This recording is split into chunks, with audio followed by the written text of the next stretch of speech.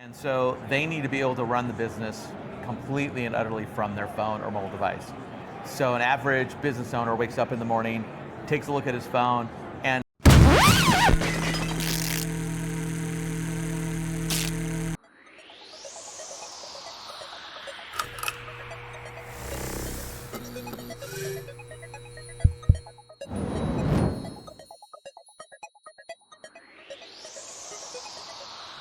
Welcome back, everyone, to this episode of Cyber Confidential. We're here at the Channel Partners Expo in Las Vegas, Nevada, brought to you by the Managed Service Provider Association of America. I'm here with Carlos Banuelos from Mobile Office Strategist. That is Carlos, correct. Great to have you on the show. Tell us a little bit about Mobile Office Strategist. if you can imagine MSP, but just for your mobile devices.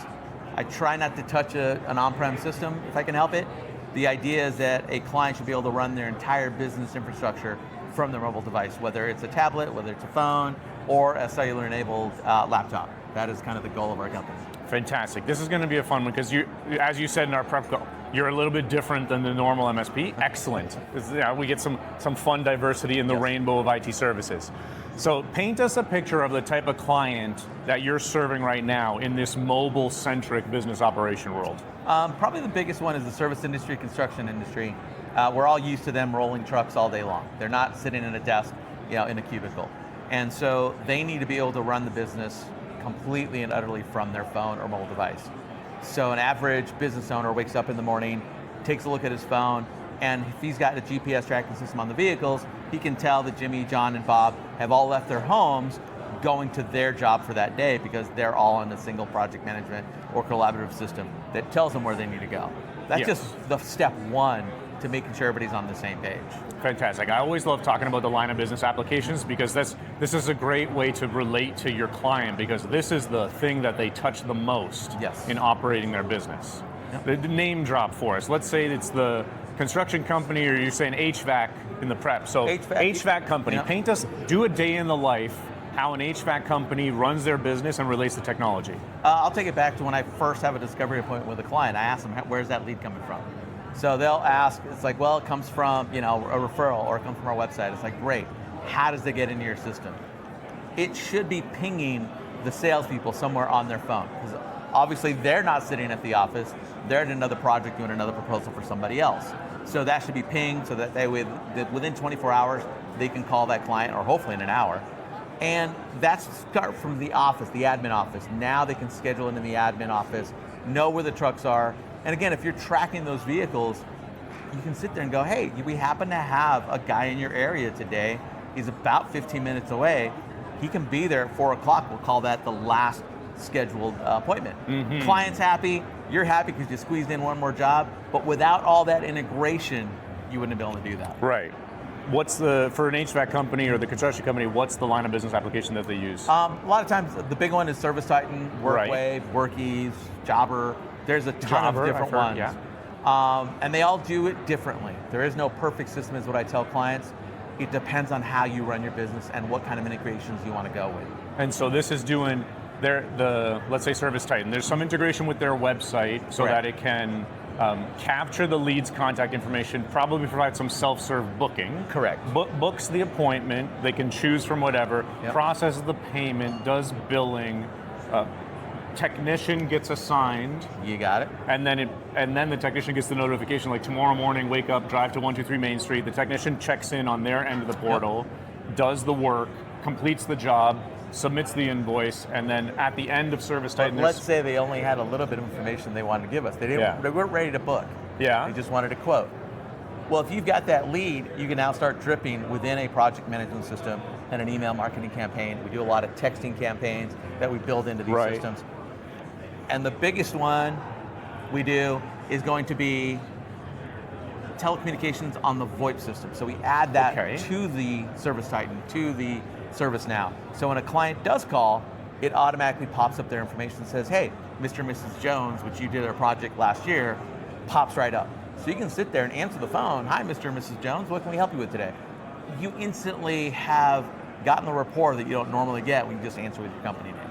Okay, so you're providing this extended integration so that all of the employees at the company can have access through the voice system to the project management line of business application, to and that CRM. they can work from. They're all working remotely, or they're Correct. all working from home type thing. Exactly. Fantastic. What do you see as the triggers that get clients to call you? Here's the funny part. Everything I just said, I tell a lot of the people that I meet when I'm talking to networking folks. I say, don't think about all the stuff that I can do.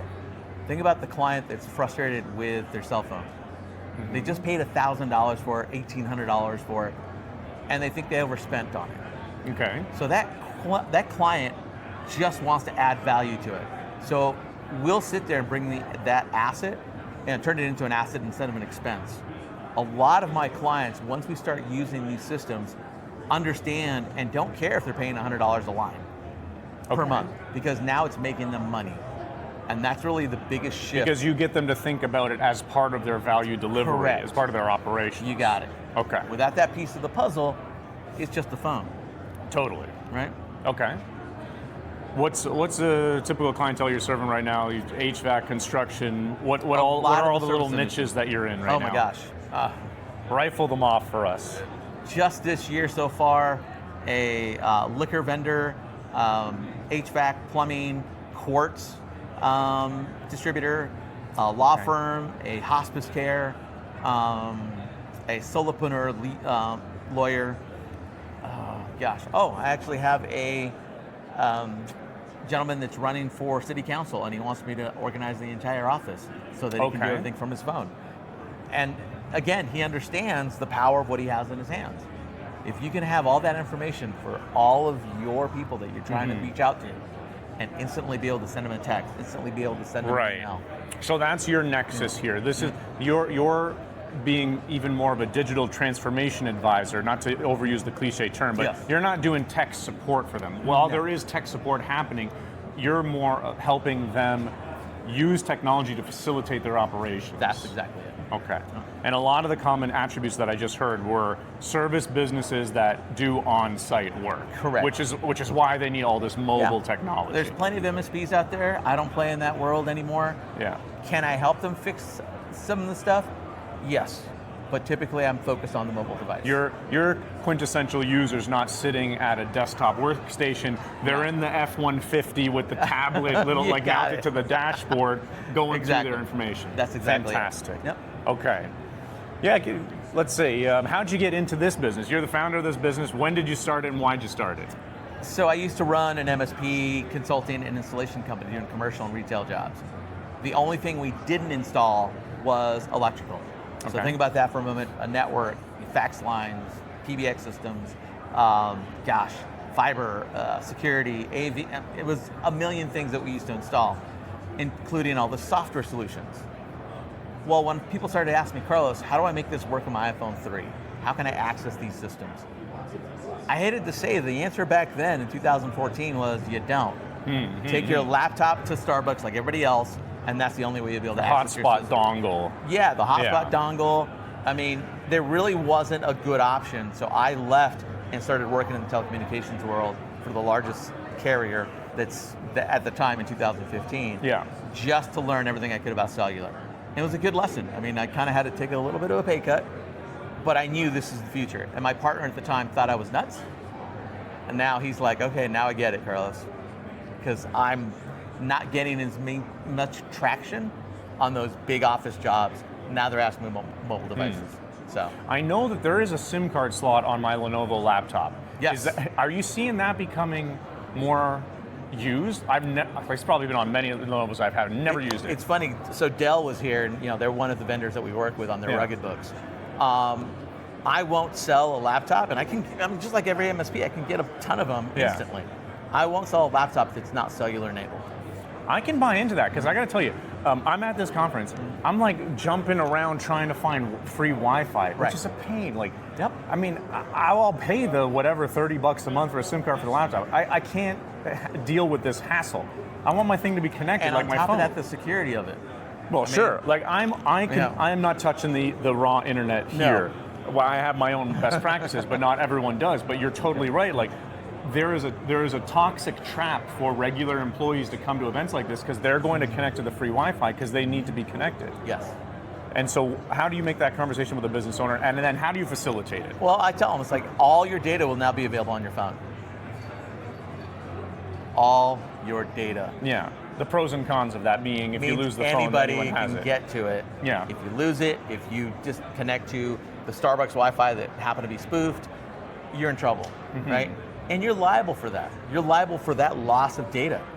A lot of people don't even understand where cybersecurity insurance plays into all of this, but we'll try to make sure that you're protected, have the 2FAs, have all the information on the cybersecurity side to make sure your phone isn't getting, breached in any way, shape, or form. So that was the biggest reason why I came here. But even last year, I went to DEF CON and Black Hat. They all thought I was nuts. They're Which part? Yeah. That's a stretch. Right? Almost everyone that comes is nuts when you're at DEF CON. So you would have been one among many. But they didn't understand why I was looking for a mobile security option just for mobile devices. Okay. They're like, well, no, we have the on-prem covered. We just add the mobile device. I'm like, no, there's a lot of clients that don't Mobile have. Security is still the cutting edge. It's Correct. Underserved. Very underserved. Considering how much of our lives go through it and the fact that everyone's got a mobile smartphone. Yes. Everyone. It's an underserved part of the security market. In this room or this convention center, I guarantee you, most of these people in here have at least two. They're working. So what's your hot tips here? Like, what I got a Pixel 9. Okay. What security best practices should I be facilitating on my phone? Turn off everything besides your actual cellular. Okay. NFC, Bluetooth, any of those. I got to connect to my earbuds. If you got to connect, make sure you're doing it in a safer environment. But again, it's too easy to sniff those out. Yeah. But no one can survive without their Bluetooth. Both of my watches got to be connected to Bluetooth, so that's got to be on. What about?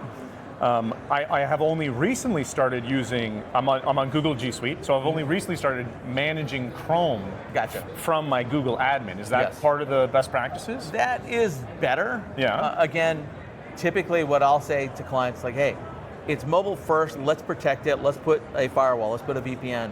And they're like, I already have that on my computer. Right. No, this should be on your phone too. And a browser extension that reads every single website that you go to make sure it's okay. Is there a managed Safari environment, or we're just talking about like Edge browser? Unbelievably, that's why I'm here this week, is I need to find a partner that can do all that, including because iPhone's very popular, even for small businesses. Like people love iPhones, so you have to live with that. So that is one of the reasons why I'm here, and I'm looking for a good partner that I can make sure every single client moving forward with me has the protection on their phone. If there's let's say that there's a business owner that's listening and they're doing service jobs straight to someone's house, like your HVAC client, their employees have bring your own device, like their BYOD, their phones. What's the starter kit that you would recommend to them in the first call? If we can, give them a separate line. Do not give them their own cell number or let them use their personal cell number as the business line. Okay. If that technician, if that salesperson ever leaves, all those contacts are now theirs. Okay. Right? Okay. So step one, give them a company phone through a VoIP or a UCAS system or something. Okay. So that lives on their phone. They can still make calls from their personal line like normal, but now they have a separate line for business only. Okay. And if they ever leave, just out of the blue, which happens every once in a while, you can turn that off instantly, which means they have no access to their CRM at all, or any of their projects or anything like that. So you do have to have some sort of MDM control if you're giving them a BYOD. Mobile device management. Yes. Acronym HOTSPOT. Okay, excellent. Carlos, this has been a fun show. There's definitely a unique insight. Yep. The mobile first small business, which is incredibly popular, especially with these service companies, and we see them all the time. Fantastic discussion, great unique perspective. Carlos Banuelos from the Mobile Office Strategist, joining us here at Channel Partners Expo Live in Las Vegas, Nevada, brought to you by the Managed Service Provider Association of America. Carlos, thanks. Enjoy the rest of the show. Thank you. Enjoyed this episode? Hit like, drop a comment, and subscribe.